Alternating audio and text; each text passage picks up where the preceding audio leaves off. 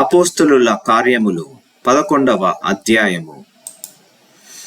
అన్యజనులను దేవుని వాక్యం అంగీకరించిరని అపోస్తలులను యూదయ యందంతటనున్న సహోదరులను వినిరి. పేతురు యెరూషలేమునకు వచ్చినప్పుడు సున్నతి పొందిన వారు, నీవు సున్నతి పొందని వారి యొద్దకు పోయి వారితో కూడా భోజనము చేసితివని అతనితో వాదము పెట్టుకొనిరి.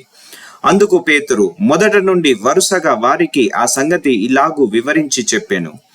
నేను యుప్పే పట్టణములో ప్రార్థన చేయుచుండగా పరవశుడనైతిని. అప్పుడొక దర్శనము నాకు కలిగేను. అది ఏదనగా 4 చెంగులు పట్టి దింపబడిన పెద్ద దుప్పటి వంటి ఒక విధమైన పాత్ర ఆకాశము నుండి దిగి నా యొద్దకు వచ్చెను. దానివైపు నేను తెరుచూచి పరీక్షింపగా భూమి అందుండు చతుష్పాద జంతువులను, అడవి మృగములను, ప్రాకెడు పురుగులను, ఆకాశ పక్షులను నాకు కనబడేను. అప్పుడు పేతురు, నీవు లేచి చంపుకొని తినుమని ఒక శబ్దము నాతో చెప్పుట వింటిని. అందుకు నేను, వద్దు ప్రభువా, నిషిద్ధమైనది అపవిత్రమైనది ఏదియు నా నోట ఎన్నడూను పడలేదని చెప్పగా, రెండవ మారు ఆ శబ్దము ఆకాశం నుండి, దేవుడు పవిత్రము చేసినవి నీవు నిషిద్ధమైనవిగా ఎంచవద్దని ఉత్తరం ఇచ్చెను. ఇలాగు ముమ్మారు జరిగెను. తరువాత అదంతయు ఆకాశమునకు తిరిగి తీసుకొని పోబడెను. వెంటనే కైసరయ నుండి నా యొద్దకు పంపబడిన 3 మనుష్యులు మేమున్న ఇంటి యొద్ద నిలిచి ఉండిరి.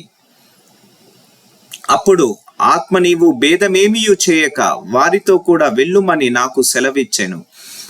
ఈ 6 సహోదరులు నాతో కూడా వచ్చిరి. మేము కొర్నేలి ఇంట ప్రవేశించితిమి. అప్పుడతడు, నీవు యుప్పేకు మనుష్యులను పంపి పేతురు అను మారుపేరు గల సిమోనును పిలిపించుము.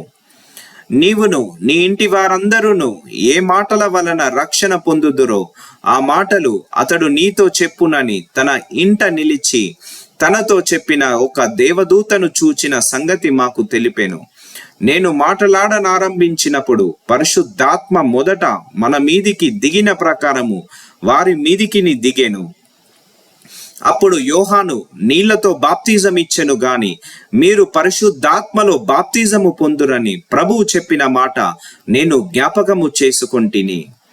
కాబట్టి ప్రభువైన యేసుక్రీస్తునందు విశ్వాసముంచిన మనకు అనుగ్రహించినట్టు దేవుడు వారికి కూడా సమాన వరము అనుగ్రహించి ఉండగా, దేవుణ్ణి అడ్డగించుటకు నేను ఏపాటి వాడనని చెప్పెను.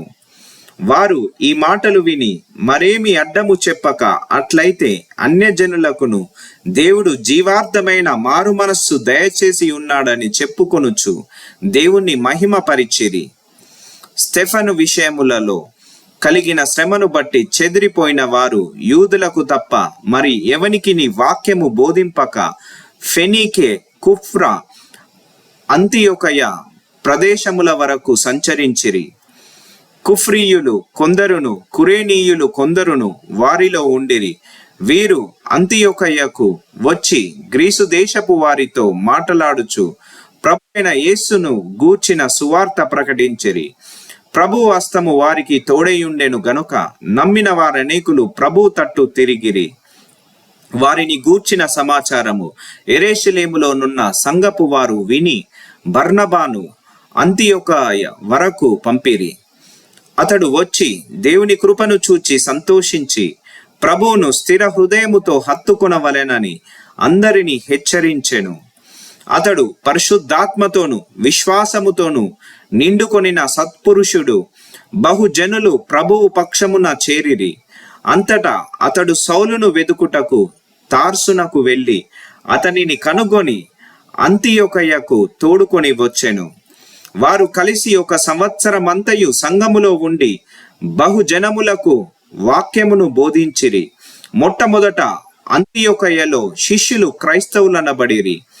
ఆ దినముల యందు ప్రవక్తలు యెరూషలేము నుండి అంతియొకయ్యకు వచ్చిరి. వారిలో అగబు అను ఒకడు నిలువబడి భూలోకమంతట గొప్ప కరువు రాబోవుచున్నదని ఆత్మ ద్వారా సూచించెను. అది క్లౌదియా చక్రవర్తి కాలమందు సంభవించెను. అప్పుడు శిష్యులలో ప్రతివాడును తన తన శక్తి కొలది యూదయలో కాపురమున్న సహోదరులకు సహాయము పంపుటకు నిశ్చయించుకొనెను. అలాగున చేసి బర్నబా, సౌలు అను వారి చేత పెద్దల యొద్దకు దానిని పంపిరి.